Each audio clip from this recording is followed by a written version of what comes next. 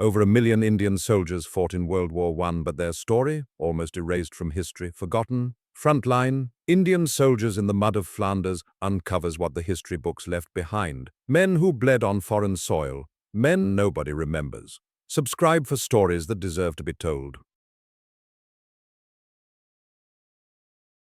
When the British War Council convened on the 6th of August 1914, they faced an urgent crisis. The Western Front demanded bodies, firepower and sacrifice on a scale Britain had never witnessed. Their solution emerged from across the Indian Ocean. Over 140,000 Indian soldiers summoned to fight a European war they had never chosen. By the 22nd of October 1914, the 1st Indian Brigades entered the trenches near Ypres. They came from the Punjab, Bengal and Bombay, men who had trained in the heat of colonial garrisons, now thrust into the bone-chilling mud of Flanders. Naik Laturia became the first casualty, his name barely recorded before the machinery of industrial warfare consumed thousands more. What followed was a contradiction wrapped in imperial contradiction. London promised equality and brotherhood in arms. Instead, Indian soldiers discovered segregation in the trenches, discrimination in the hospitals, and censored letters home that could not speak truth about their suffering. They froze in conditions their bodies had never known. They choked on poison gas. They died by the thousands in battles whose strategic purpose remained unclear to them. The First Battle of Ypres, that October and November of 1914, devastated Indian units. Yet their story vanished from memory, buried beneath the overwhelming narrative of European sacrifice. These soldiers had answered the Empire's call, only to be forgotten by history itself. Their struggle in the Mud of Flanders reveals a hidden chapter of the Great War, one where loyalty was tested, betrayed, and ultimately erased. The decision made in London that summer morning rippled across an empire spanning continents. When the British War Council convened on the 6th of August 1914, they faced an urgent crisis that demanded solutions beyond their island fortress. The Western Front was consuming men at a rate no one had anticipated. The trenches stretched across northern France and Belgium, filling with British and French soldiers, whose bodies could not staunch the German advance. Within weeks, the calculations became brutally clear. Britain needed reinforcements on a scale that only its vast empire could provide. The call went out to India, where a military apparatus had been carefully constructed across nearly 2 centuries of colonial rule. India maintained a standing army of considerable size, organized, trained, and equipped according to British military specifications. The decision was not made in haste, but rather as a logical extension of imperial obligation. India would contribute. 2 infantry divisions and a cavalry division would be mobilized for deployment to the Western Front. Over 140,000 Indian soldiers would eventually serve in Europe during the war, though few in Britain or India truly grasped what awaited them in the muddy fields of Flanders. The soldiers who received their marching orders came from diverse backgrounds across the Indian subcontinent: Sikhs from the Punjab, Muslims from Bengal and the United Provinces, Hindus from across the Central Plains. Soldiers from present-day Pakistan, Bangladesh, Burma, and Sri Lanka all were drawn into a conflict that existed an ocean away from their homes. They were organized into military units that represented the colonial structure. The Ferozepur Brigade, including the 57th Wilds Rifles and the 55th Coke's Rifles, stood among the first formations designated for European service. British officers commanded these units, while Indian officers occupied a secondary leadership layer constrained by the racial policies of the era. The journey itself was unprecedented in scale. Ships transported these soldiers across waters most had never seen, to a continent foreign in every conceivable way. The voyage took weeks, and during that time, the men faced their first encounter with a world entirely unlike India's heat and dust. The cooler air of the sea gave way to the dampness of European autumn. They disembarked in France and Belgium in late autumn of 1914, their uniforms designed for Indian heat, their bodies accustomed to Indian climate, their minds still processing the reality that they had been transported to participate in a war that most soldiers barely understood. By the 22nd of October 1914, the Ferozepur Brigade entered the trenches near Ypres. This date marked a crucial threshold in the history of Indian military service in Europe. The trenches near Ypres were not the organized defensive positions that would later characterize trench warfare. They were hastily dug, poorly drained, and already filling with water from the persistent rain that characterized the Flanders autumn. The soil itself resisted their efforts at fortification, turning to mud beneath the relentless dampness. On that same day, history recorded its first Indian casualty on the Western Front. Naik Laturia fell during the early engagements, his name marking the beginning of a casualty list that would eventually reach staggering proportions. Over 73,000 Indian soldiers would die on the Western Front, with similar numbers wounded or missing. 67,000 more would be wounded across all theaters of war. These were not abstract figures, but individual men with families awaiting letters that would never arrive, with comrades who would spend the rest of their lives remembering names and faces now gone. The soldiers who survived those early weeks faced conditions they had never encountered and for which they had received no adequate preparation. The European winter descended with brutal efficiency. Indian troops from the Punjab and the plains of Bengal found themselves in trenches where temperatures dropped far below anything they had experienced. Frostbite became as deadly an enemy as German artillery. The Mud of Flanders was unlike anything in Indian warfare. It was not the dry dust of the Indian plains or the manageable earth of monsoon season. It was a living thing that sucked at boots, that filled every trench to ankle depth and beyond, that refused to dry despite constant bailing. Soldiers wrote home of standing in water for days, of the cold that seemed to penetrate bone itself, of a misery that transcended the abstractions of military duty. The First Battle of Ypres unfolded across October and November of 1914, and Indian troops found themselves in the vanguard of desperate fighting. The battle represented the Western Front in its most brutal early form, waves of men advancing across open ground toward entrenched positions, artillery tearing gaps in formations, machine gun fire cutting down those who survived the shells. Indian soldiers, trained in colonial garrison duties and frontier operations, suddenly confronted industrial warfare on a scale that defied comprehension. They discovered that courage and training meant little against the concentrated firepower of modern military technology. The letters that soldiers managed to send home were subject to military censorship. Officers read every word before it could be posted, removing anything that might lower morale or suggest criticism of the war effort. A wounded Indian soldier wrote in 1915, his words passing through the censor's hands, "Do not think that this is war, it is the ending of the world."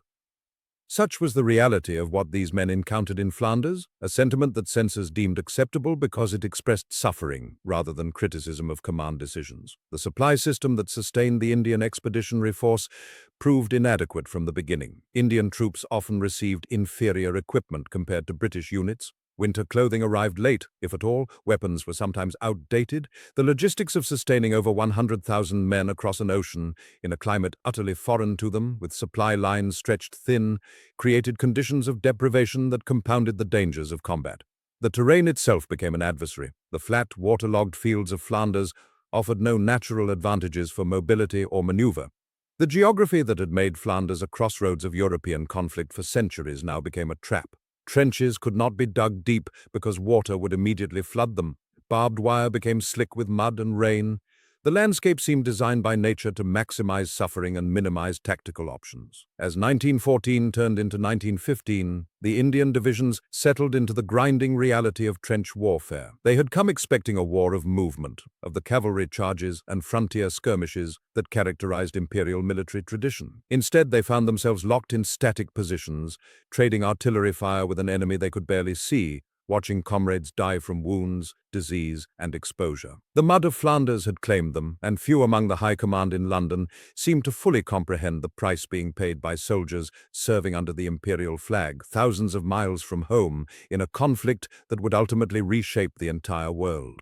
The crisis arrived not with a single catastrophic moment, but through the relentless accumulation of cold, mud, and death. By the time October of 1914 drew to a close, the Indian Expeditionary Force had discovered what the Western Front truly demanded of those who dared to fight upon it.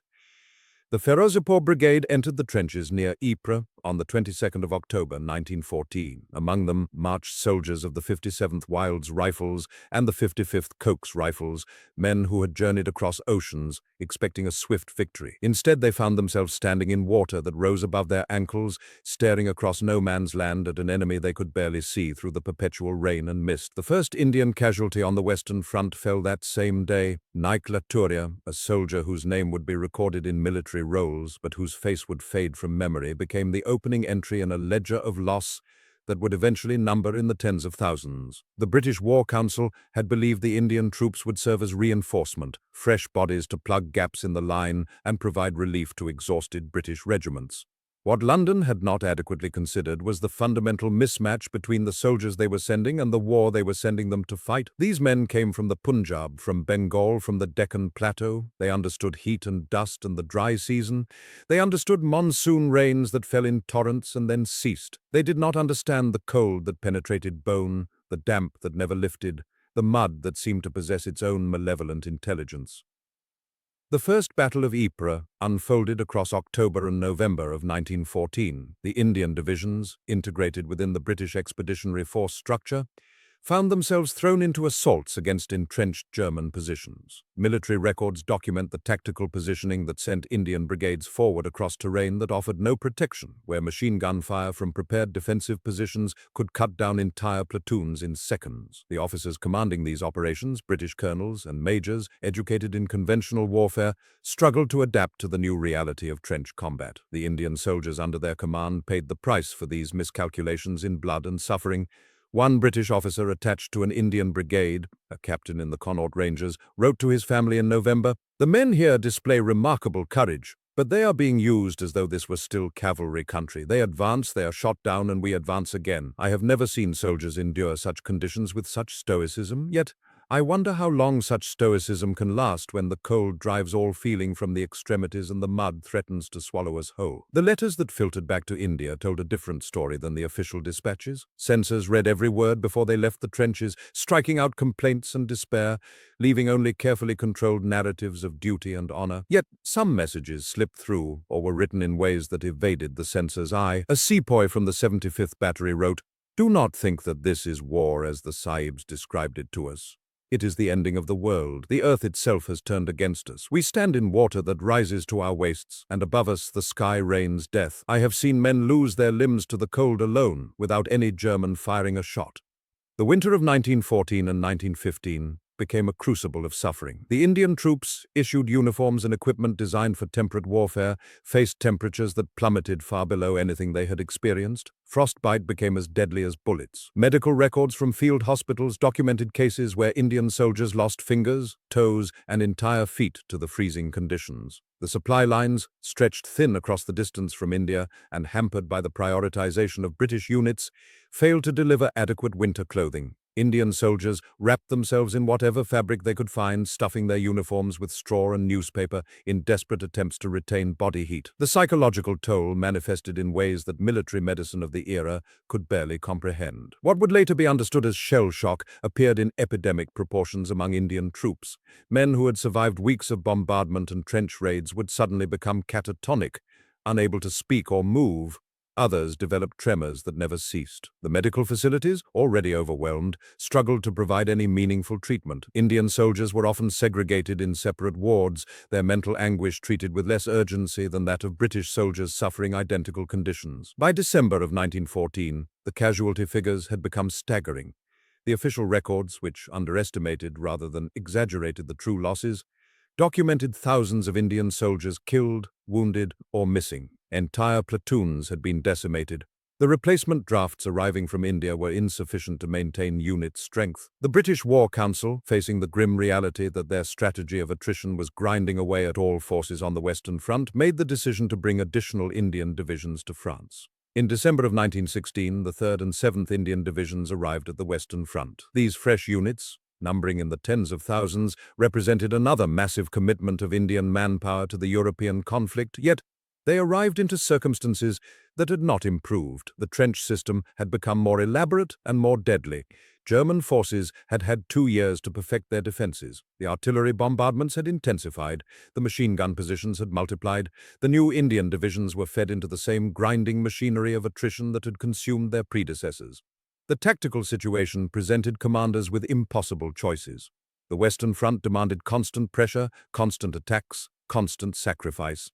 The terrain of Flanders, with its waterlogged soil and flat expanses, favored the defenders. Indian troops, trained in different forms of warfare and lacking the numerical superiority that might have overcome defensive advantages, suffered disproportionately in the assaults they were ordered to conduct. Military historians have long debated whether this represented tactical incompetence, strategic necessity, or something darker. The evidence suggests elements of all three. What remains undeniable is the human cost. Over 73,000 Indian soldiers died on the Western Front. Another similar number were wounded or went missing. These figures represented more than statistics in a ledger. They represented men who had left homes in villages and cities across the Indian subcontinent, men who had been promised glory and duty, men who had found instead an industrial hell of mud and metal and cold that stripped away all romantic notions of warfare. The political context surrounding this deployment became increasingly fraught. The British War Council had sought to demonstrate imperial unity through the deployment of Indian troops. They had made promises of equality and shared sacrifice, yet the reality on the ground contradicted these grand narratives. Indian soldiers were segregated in camps and facilities. They received inferior supplies. When they were awarded medals for gallantry, the recognition came with the understanding that they remained subordinate to British officers, that their valor was being performed in service to the Empire rather than for their own independence or advancement. Letters home were not merely censored for security, they were censored for political reasons. Any expression of resentment about conditions, any criticism of command decisions, any suggestion that Indian soldiers were being treated as expendable cannon fodder was struck from the record. The narrative being maintained in London and in India was one of willing sacrifice and imperial loyalty. The reality was far more complicated, rooted in coercion, obligation, and the simple fact that once the Indian divisions had been committed to the Western Front, they could not be easily withdrawn without undermining the entire British war effort. The turning point came not in a moment of victory, but in a recognition of futility. By the spring of 1918, it became clear that the Western Front could not be won through attrition, that no amount of sacrifice could break the German defense, and that the resources being poured into France and Flanders might be better deployed elsewhere. The decision was made to redeploy Indian cavalry divisions from the Western Front to Palestine, where they would participate in the offensive against Ottoman forces. Yet even this redeployment came too late for the tens of thousands of Indian soldiers who had already given their lives to the mud and cold of Flanders. The crisis that defines this middle act of the Indian soldier's story in Europe is not a single battle or moment, but rather the cumulative recognition that the war being fought on the Western Front was consuming human beings at a rate that no victory could justify. The Indian soldiers who survived the winter of 1914 and 1915, who endured the bombardments and the assaults of 1916 and 1917, who finally saw the armistice signed on the 11th of November 1918, carried with them wounds that no medal could heal. The official narratives would later celebrate the valor of Indian troops, highlighting the 13,000 medals awarded and the 12 Victoria Crosses earned. These recognitions were genuine expressions of courage under impossible circumstances. Yet they existed alongside a fundamental contradiction. The Indian soldiers who fought on the Western Front had demonstrated their willingness to die for the Empire, yet that demonstration would not translate into political rights or recognition when the war ended. They had been asked to sacrifice everything. In return, they received the knowledge that their sacrifice had been necessary but not sufficient. They had been essential but not equal. They had been brave but forgotten. The armistice arrived on the 11th of November 1918, not with the fanfare of victory, but with the exhausted silence of a continent too wounded to celebrate. The guns fell silent at 11 o'clock in the morning, their sudden absence more deafening than any bombardment. In the trenches of Flanders, Indian soldiers stood in the mud and rain, hardly believing the war that had consumed nearly 4 years of their lives had finally ended. The mud remained, the cold remained, the memories would remain forever. For the Indian Expeditionary Force, the conclusion of fighting on the Western Front marked not a triumph but a reckoning with sacrifice few at home would ever truly comprehend. Over 73,000 Indian soldiers had died on the muddy fields of Belgium and France, with similar numbers wounded or missing, their names inscribed in the earth itself. These figures represented nearly half of all Indian casualties across all theaters of the war, a staggering toll extracted from men who had been promised equality and given segregation, who had been told they fought for the Empire and discovered they were expendable. The redeployment of Indian cavalry divisions to Palestine in March of 1918 had signaled a gradual shift in British military strategy. The Western Front's trench warfare which had proven so devastatingly costly for Indian troops, was yielding to mobile warfare in the Middle East. Indian cavalry, traditionally the pride of the Indian army, found more suitable terrain and tactical opportunities fighting against Ottoman forces. Yet, this movement came too late for the tens of thousands already buried in Flanders soil, their sacrifice rendered almost incidental to the grinding attrition that characterized the Great War's final years. The withdrawal of Indian troops from France and Belgium proceeded through late 1918 and into 1919 with minimal ceremony. Ships that had carried them across continents in hope now carried them back in grief. The journey home took weeks, time enough for soldiers to process what had happened, though many would never truly process the trauma. Letters written during the voyage home reveal the emotional complexity of survival. One soldier, a Sikh from Punjab, wrote to his family in December 1918, "I have seen things that no man should see. My brothers lie in that cold earth, and I do not know why.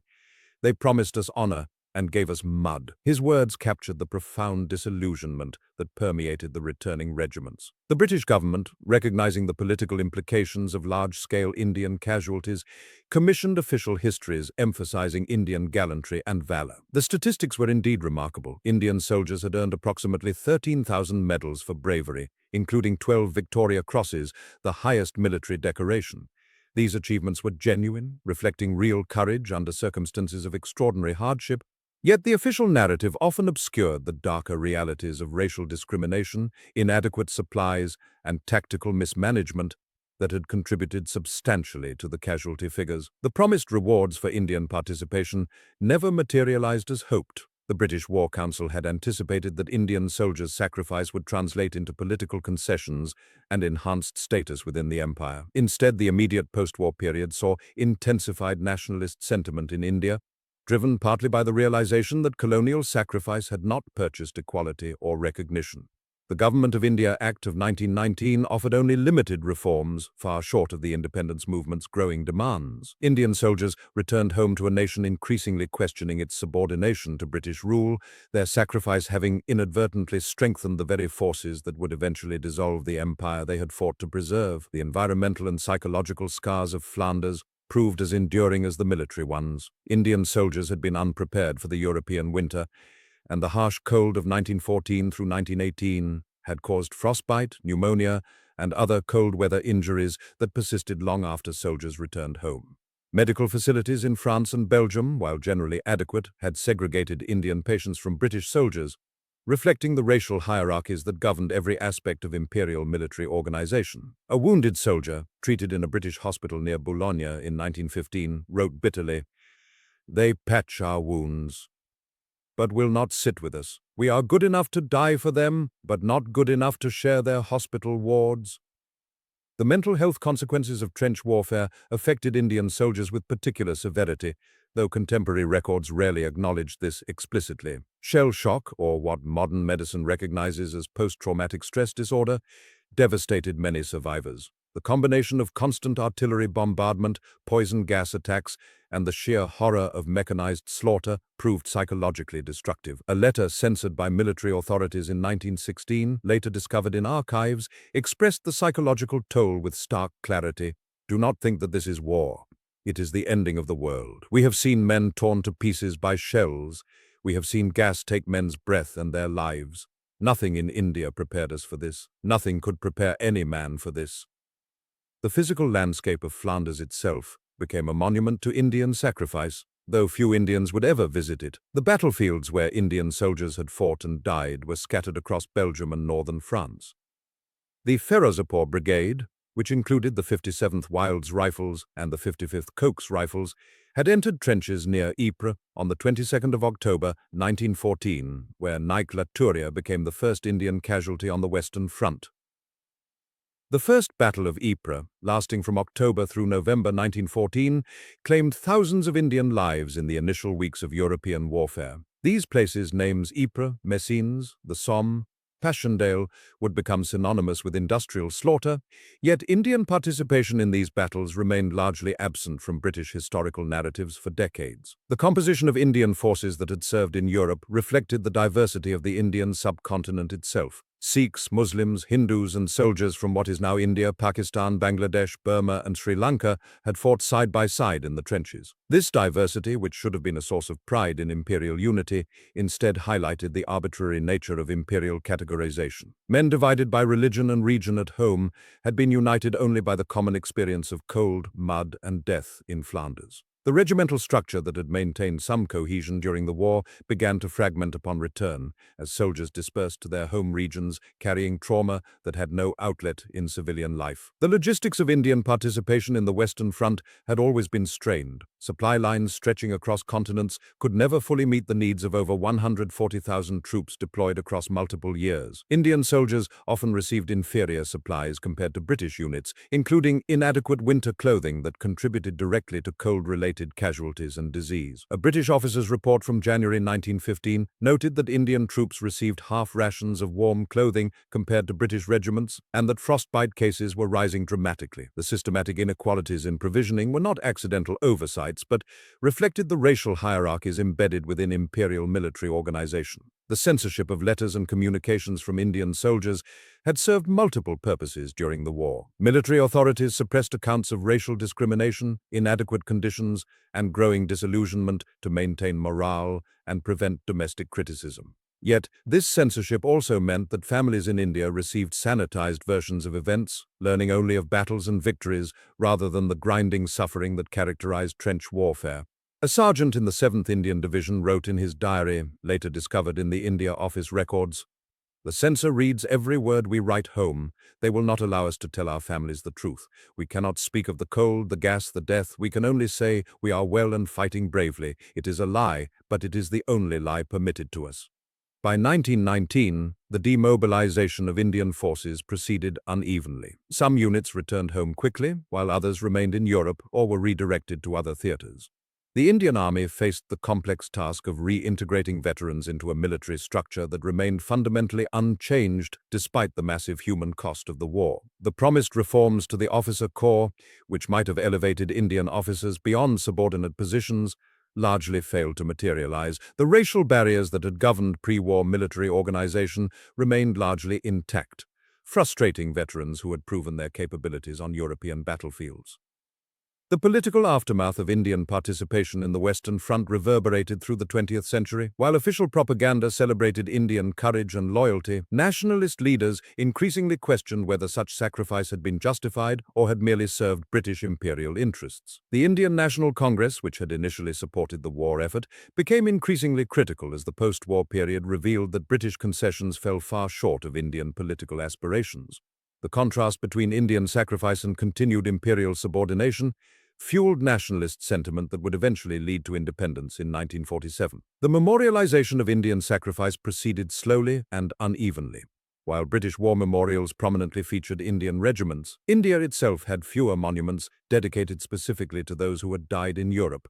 This absence reflected the complex relationship between India and its colonial past. Many Indians viewed the war as an imperial conflict in which they had been forced participants rather than willing combatants. The veterans themselves often struggled with their place in a post-war society that was increasingly questioning the value of their sacrifice. The medical and welfare systems for Indian veterans proved inadequate to the scale of need. Thousands of men returned home with permanent disabilities, psychological trauma, and chronic health conditions resulting from exposure and chemical weapons. The British government, while providing some pensions and medical care, structured these benefits in ways that often discriminated against Indian veterans compared to British soldiers. A soldier blinded by gas in 1917 received a pension that amounted to roughly one-third of what a British soldier with similar injuries would receive. Such disparities compounded the sense of betrayal felt by many veterans. The archival record of Indian participation in the Western Front remained fragmentary and often buried within broader British military histories. For decades, the distinctive experiences of Indian soldiers were subsumed into general narratives of the Great War, their particular suffering and sacrifices rendered invisible. It was not until late 20th century scholarship began to recover these narratives that the full scope of Indian involvement came into clearer focus. Historians like Rosina Visram, Swapna Banerjee Guha, and others worked to excavate the letters, diaries, and official records that revealed the complexity of Indian soldiers' experiences. The legacy of Indian participation in the Western Front ultimately transcends the immediate military and political outcomes. These soldiers represented the first mass deployment of non-European troops to European battlefields in the industrial age. Their presence challenged, even if only implicitly, the racial hierarchies that had structured European imperialism. That they were treated as subordinate and expendable reflected the persistent racism of the era, yet their courage and sacrifice could not be entirely erased from the historical record. In the trenches of Flanders, Indian soldiers from diverse backgrounds had confronted the mechanized horror of 20th-century warfare and endured it with resilience that deserves recognition and remembrance. The armistice of 1918 had ended the shooting, but it could not end the war's psychological and social consequences. For the over 73,000 Indian soldiers who did not return, their sacrifice became embedded in the soil of Flanders, a permanent testament to the human cost of empire. For the survivors, the return home brought neither parades nor prominent recognition, only the complex task of rebuilding lives fractured by trauma and disillusionment. Many would carry the mud of Flanders in their souls until their own deaths, unable to fully communicate the magnitude of what they had witnessed. Today, nearly a century after the armistice, the contributions of Indian soldiers to the Western Front remain inadequately remembered in both Britain and India. The Commonwealth War Graves Commission maintains meticulous records of the fallen, yet these names exist in a kind of historical limbo, recognized officially but often forgotten in popular memory. Indian soldiers lie in cemeteries throughout Belgium and France, their graves tended by gardeners, visited by occasional pilgrims, but largely absent from the public consciousness of the nations they died defending. The story of Indian soldiers in the mud of Flanders is ultimately a story about the human cost of empire, the moral compromises of war, and the resilience of ordinary men confronted with extraordinary horror. It is a story of courage that went largely unrecognized, sacrifice that was undervalued, and suffering that was inadequately acknowledged. These soldiers fought not for themselves, but because they were commanded to fight, because the empire demanded their bodies and their blood. They fought in a distant land, in a war not of their making, against enemies they had never wronged, that they endured as long as they did, that they fought as effectively as they did despite inadequate preparation and equipment, speaks to a human dignity that transcends the political structures that exploited it. Their legacy remains inscribed not only in the earth of Flanders, but in the historical record itself, a permanent reminder of the price paid by those whom history too often forgets. Thanks so much for watching. I really appreciate you taking the time to explore these incredible stories from World War I with me. If you enjoyed this video, please hit that like button and subscribe to the channel. It genuinely helps us reach more history enthusiasts like you. I'd love to hear what you think in the comments below. What aspect of this story stood out to you most? Your thoughts really do matter to me. We've got so many more fascinating tales from the Great War coming your way, so stick around for those. Until next time, stay curious and keep learning. See you next time.